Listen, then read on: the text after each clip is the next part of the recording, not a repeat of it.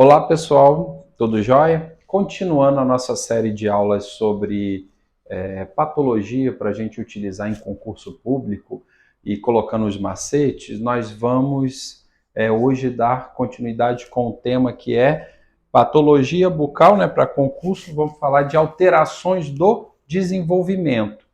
A alteração do desenvolvimento ela é descrita principalmente no livro de patologia oral do livro do autor Neville.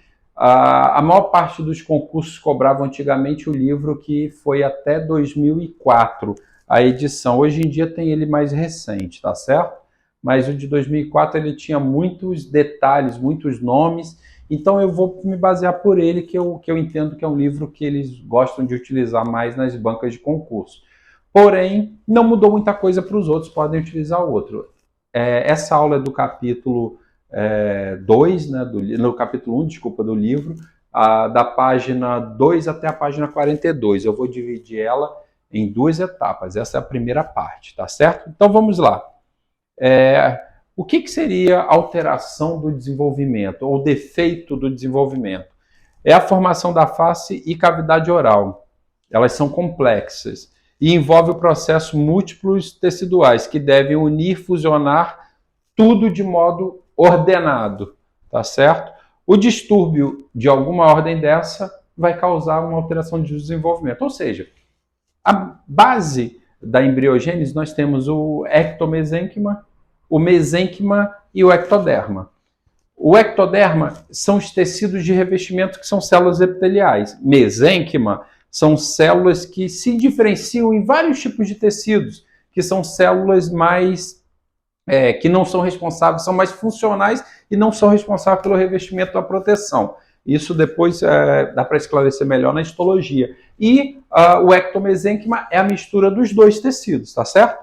Quando tem a formação, que dá principalmente na quarta semana de vida da embriogênese, se não tiver funcionando tudo certinho, se a mãe cair, ou tiver alguma agressão, ou for fumante, ou tem algum distúrbio de cunho hereditário, ou tem algumas injúrias químicas, está fazendo quimio-rádio, enfim, tem vários tipos de situações que causam um erro nesse processo. Então, quando eles não conseguem finalizar o processo, que começa da terceira e vai até a sexta semana de gestação, que é o primeiro trimestre, que é muito fundamental, a face ela é formada basicamente no quarto semestre, na quarta semana de embriogênese. Se acontecer uma falha da junção, a gente vai ter essas malformações ou alterações do desenvolvimento. E é um capítulo muito importante que grande parte dos concursos cobram muito isso, tá bom? Vamos lá. Primeiro, fendas orofaciais, ou famoso lábio leporino, entendeu? São fendas que é onde a gente tem a fenda labial, que vem do nariz para o lábio, a gente tem um espaço, um buraco, que não fechou o tecido, não formou o lóbulo na hora da divisão, não se dividiu da maneira mais correta e não concluiu a divisão, e aí fica-se resíduos, ficam fendas, tá? Existe fenda nasolabial e fenda palatina, ou fendas completas, que é a mistura da nasolabial com a palatina, tá certo? O que é importante dessas fendas? Que a maior parte das síndromes que eles pedem nos concursos públicos são baseados nessas síndromes, tá certo? A gente vai ver uns nomezinhos já já, tá? Uma coisa importante, a campainha, lá na garganta, quando abre a boca, que é conhecido tecnicamente como úvula, quando ela está dividida, que tem dois pedacinhos, ela também faz parte das fendas. Significa que foi uma tentativa frustrada de formação de uma fenda, mas quase que se concluiu por completo, só ficou na úvula. Por que isso é importante? Porque se você ver clinicamente como dentista isso, você pode chamar sua atenção para ver se aquela pessoa tem algum problema sistêmico ou sindrômico, tá certo? Próximo. Qual é o macete? A principal síndrome associada à alteração do desenvolvimento dos tecidos faciais, que no caso está associado com fendas, de maneira geral. É a síndrome ou sequência de Pierre-Robin. O que é isso? Pierre-Robin é conhecido também como perfil aqui no Brasil, que cai em concurso. Isso é questão de concurso. Perfil de Noel Rosa. Noel Rosa era um compositor que morava em Vila Isabel, no Rio de Janeiro, e ele tinha um queixinho para dentro. Entendeu? Então, quando tem micrognatia, que tem falta do tamanho da mandíbula, que ela fica um pouquinho para dentro, a pessoa fica dentucinha, igual o dos Simpsons lá, o Mr. Burns, né? Então, aquilo lá é um exemplo clássico no desenho animado de síndrome ou sequência de Pierre-Robin, tá certo? Micrognatia, às vezes tem fendas orofaciais associadas, juntamente com microglossia, atrofia da arcada dentária da mandíbula, tá bom? Outra situação, fossetas da comissura labial. O que é isso? Nós temos aqui, o cantinho da boca, certo? Esse cantinho da boca aqui, ele tem um pequeno buraquinho, uma fenda ali dentro. Isso daí seria uma fosseta da comissura labial. O que isso tem de importância na clínica, tá? Geralmente não é comum muito em crianças. Se desenvolve com o tempo, ao longo da vida, terceira e quarta década de vida aproximadamente, tá? E é mais comum em homens do que em mulheres. Qual é o macete? Concurso público, quando associar falar de fossetas da comissura labial e falar que o paciente tem cândida ou fica rachado e ressecado o canto do lábio ou a comissura, geralmente isso, na hora que aparecer várias lesões ou doenças, você já marca o quê? Candidíase, que está relacionado com a fosseta da comissura. Por quê? Acumula saliva dentro do buraquinho aqui no canto, aquilo ali acumula-se fungos, a pessoa não higieniza direito e começa a rachar. E aí começa a aparecer que está queimado o cantinho do lábio. Aquilo ali é candidíase. Quando está branquinho, é candidíase leucoplásica, que a gente chama, né? Que o nome, depois a gente vai discutir isso, não é o mais correto, mas é a branca. E tem a eritoplásica, que seria a candidíase atrófica, vermelha, né? Tá certo? Continuando. Além das fossetas, da comissura, nós temos as fossetas medianas. Por quê? Fossetas, uma fossa é um buraco. Mediana, por quê? Está aqui no meio. Fossetas labiais paramedianas ou fístula congênita do lábio inferior. Ela só acomete o lábio inferior, tá certo? Então, eu tenho um lábio aqui. Imagina eu apertar com o dedo aqui, Apertei os dois dedos, tiro e fica como se fosse a marca dos seus dedos. Seria isso, a fosseta paramedianas ou fosseta congênita do lábio inferior, tá? É raro, mas ele tem um evento importante. Por quê? Geralmente, a fosseta paramediana, quando você vê em algum enunciado de concurso, vai estar relacionado com a síndrome de Van der Waals. Acabou. É só isso que interessa para a gente, essas fossetas, mas cai em concurso. Muito, por causa da situação sindrômica, tá bom? Continuando, macete 2, o que seria? Um exemplo de pergunta. Qual síndrome está associada à fenda labial e palatina em conjunto com as fossetas labiais paramediana? Tá certo? E ainda tem o quê? Anomalias genitais e signatia. Signatia é quando se junta, se funde os ossos da articulação e gruda. Então, isso, o conjunto disso, com toda certeza absoluta, é a síndrome de Van der Waals. Lábio duplo. Lábio duplo é uma alteração muito comum. Ela pode ser de origem de desenvolvimento ou adquirida ao longo do tempo, tá? O que seria isso, adquirida? Porque assim, tem gente que tem hábito e vício de ficar puxando o lábio e apertando, e apertando. Nisso vai criar uma hiperplasia na região interna lingual do lábio, que parece que tem um lábio e por dentro tem outro lábio. Por isso a expressão lábio duplo.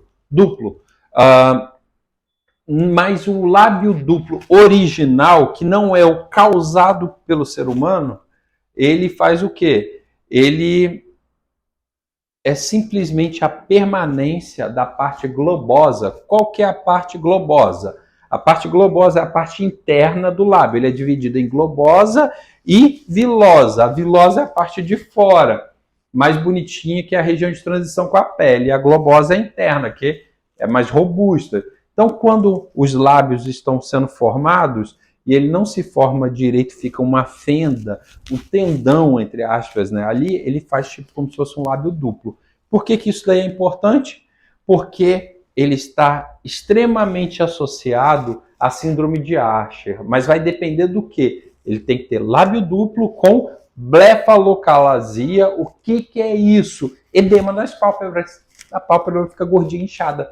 Entendeu? Nos livros e na literatura tem fotos clássicas. Eu não estou trazendo aqui por questões lógicas, que o YouTube não gosta que mostre certas situações e vão proibir de eu estar veiculando esse vídeo para vocês. Mas o lábio está inchadinho, ou desculpa, a pálpebra está inchadinha, o lábio é duplo e tem um aumento atóxico da tireoide. O que é isso? A tireoide aumenta, mas não tem nem hipo nem hipertireoidismo, ela só aumenta um pouquinho. Isso é clássico da síndrome de Usher, tá certo?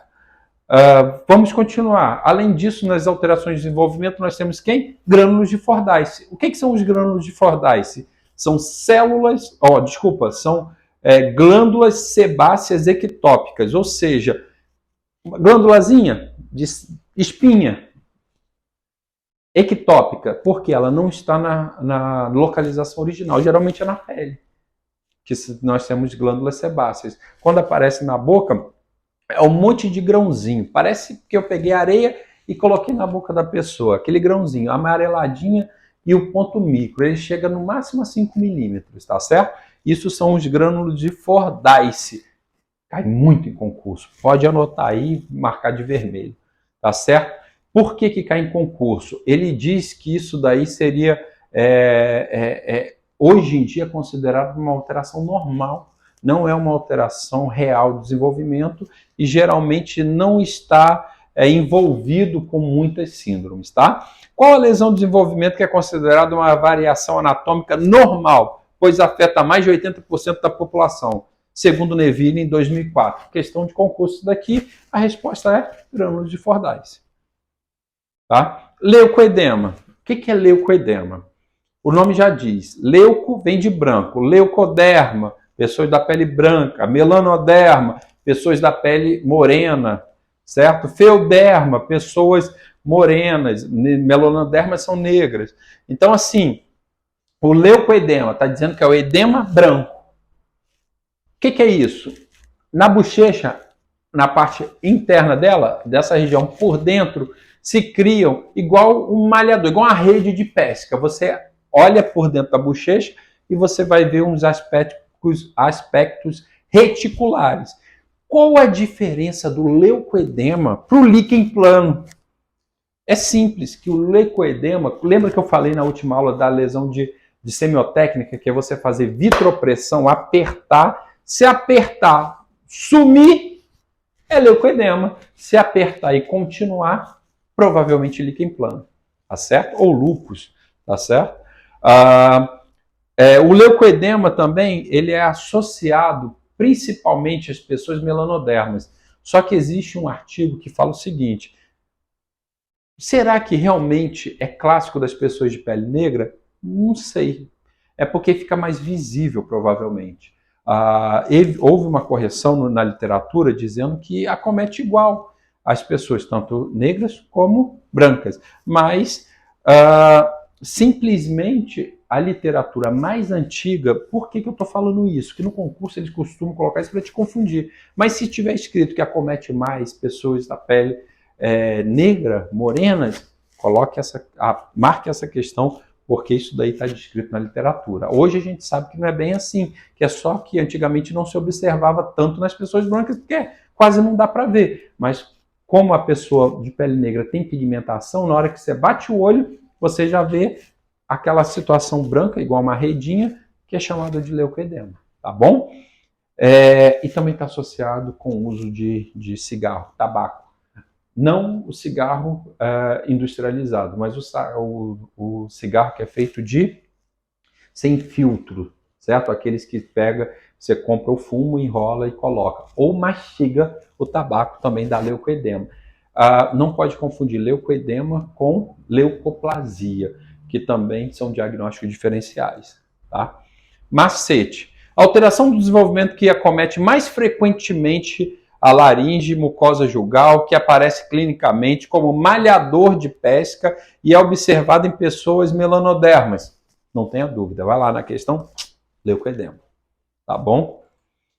Macroglossia. O nome já diz, macro é grande. Tudo que é associado a glossia vem de língua, tá certo? Então, língua grande, macroglossia. É uma lesão comum, principalmente a pessoa que tem ausência dentária. Os dentes são limitantes da língua. Aí você fala, Felipe, mas como assim? A língua é um músculo. Se eu tenho um dente, ela vai se acomodar na cavidade bucal, com a boca fechada, que a gente fica a maior parte do tempo, e ela vai ser proporcional àquele espaço. Perdeu os dentes, ela vai relaxar. Relaxou, ela vai ficar maior e aí vai ocupar um espaço maior, mas isso causa alguns problemas. Entre eles, a pessoa que fala cuspindo, certo? A pessoa que não consegue falar certas sílabas, entre elas S, I, A, hiatos, entendeu? Então isso daí vai atrapalhar a pessoa e ela vai falar, ela vai ter mais dificuldade na fala, tá certo? Então a macroglossia tem essas particularidades, além de também ser muito associada à gagueira. Pessoas que têm gagueira provavelmente têm macroglossia, tá? E às vezes tem os dentes todos na boca, realmente ele tem a macroglossia pelo aumento hipertrófico da musculatura lingual, tá? Consequentemente, como a língua está grande, se ele está vindo desde pequeno com a língua grande, o que vai acontecer? Vai ter mordida aberta. E aí a gente vai ver uma coisa bem interessante, que é o seguinte, e está associado também a tumores, né? E aí para o tiroidismo. Às vezes a língua, ele tinha a língua normal, ele te fala para você, agora eu tenho a língua grande. Então provavelmente está associado ao crescimento de algum tumor na língua, tá certo? Ou o hipertiroidismo e o hipotiroidismo, mas com hipo, tá? Que eu coloquei aqui em destaque. Qual a síndrome associada à macroglossia? Onfalocele. O que é onfalocele? Na região do umbigo ali, a gente tem protrusão por falha da parede abdominal. Nós temos uma fáscia, aí eu tenho uma falha do colamento da fáscia com os tecidos epiteliais, e isso se chama onfalocele, e faz o umbigo ficar o quê? Para fora, tá certo? Visceromegalia, o que é isso? Vísceras grandes, ou seja, o rim, o fígado, os intestinos, todas as vísceras da cavidade abdominal ficam gigantes, tá? Gigantismo e hipoglicemia neonatal. O que é hipoglicemia? É a baixa do açúcar O açúcar em quantidade grande é ruim, mas baixo também é ruim. Baixa porque é óbvio, eu tenho no neonato, que é a criança que está recém-nascida, ele não tem acesso ao açúcar. E ele está desenvolvendo um processo de aumentar os seus órgãos. Ele precisa de mais energia. Precisou de mais energia, vai consumir mais açúcar. A alimentação da criança não tem muito açúcar, então fatalmente o neonato vai apresentar uma taxa baixa hipoglicêmica. Isso daí leva aos pediatras, né, as pessoas que trabalham com criança, a entender e até pensar que ela pode ter alguma alteração sistêmica, e quase sempre tem, tá bom? E está associado com a síndrome de Beckwith e Wiedemann. Eles também, esses dois, a patologia é engraçada. Os caras da patologia são extremamente vaidosos. Ou seja, descobrir uma doença, ele bota o nome dele. Eu até brincava antigamente, falava, pô, vou descobrir uma doença, vou botar Amorim no nome da doença.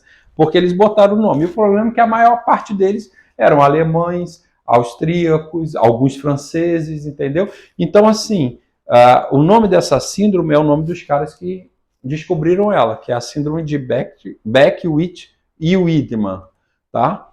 Qual a síndrome? Qual a síndrome? Desculpa.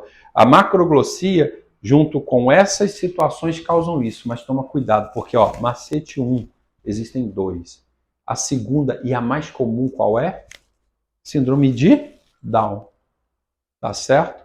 A síndrome de Down, o paciente tem a língua grande. Simplesmente essa língua grande, ele não deixa a mordida no segundo levante dentário fechar. Por isso que eles têm os dentinhos abertos, o lábio fica assim, fica sempre com a boca aberta e com a língua para fora, tá certo? Isso é clássico da síndrome de Down, a macroglossia. Questão de concurso e não preciso nem de dizer, tá? Microglossia já é a situação inversa. É a língua pequena. É mais difícil o diagnóstico clínico, porque qual é o padrão? Como é que eu vou comparar se a língua é grande ou pequena? Grande, eu sei que é o limite dos dentes, mas e pequena? É mais difícil, tá? Mas está sempre associado a hipomelia, ou seja, hipoplasia de parte ou todo um membro. Esse membro, no caso, a língua, ou os membros inferiores e superiores do corpo. Quando a gente tem atrofia, a síndrome da talidomida, a doença da talidomida que atingiu nas décadas passadas a nossa população, a população mundial, que depois se veio a prevenção sobre isso, hoje em dia é quase extinta, ela causava esse tipo de situação, tá? É de difícil diagnóstico, como eu falei. Qual é o macete, tá? Qual a condição associada à síndrome da hipogênese dos membros orofaciais? Ou seja, tudo que for pequenininho, cabeça e tal, associado, e você achar lá microglossia, você pode colocar, ou hipoglossia. Eu não gosto de hipoglossia, porque hipoglossia lembra a ausência total da língua. E o ser humano, anote isso, é incompatível, a ausência da língua é incompatível com a vida humana, tá certo? Se ele não tem língua, provavelmente ele não vai viver muito tempo, tá joia? Além disso, nós temos, para finalizar essa primeira parte, nós temos a anquiloglossia, ou famosa língua presa, né? Não tem o nosso jogador de futebol Romário que falava assim? Provavelmente ele devia ter a anquiloglossia. Ou algum distúrbio por persistência do freio lingual que fica embaixo da língua, às vezes ele fica extenso até lá na frente, ou ele é curto e na hora que você coloca a língua para fora, ela não vai com a ponta, ela faz um V. Se acontece isso, a pessoa tem língua presa ou anquiloglossia, tá certo?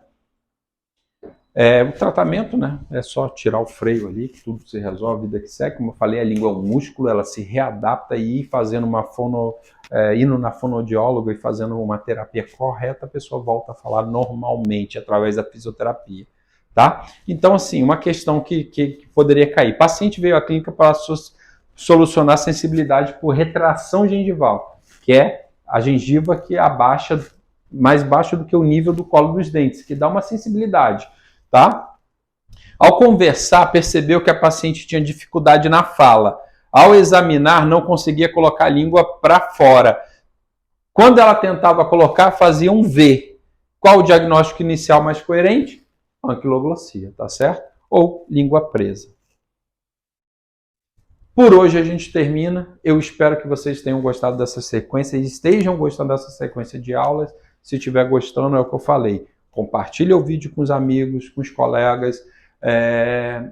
Curte a nossa página e se tiver alguma dúvida, deixa um comentário aí que a gente vai estar respondendo, tá certo? Obrigado.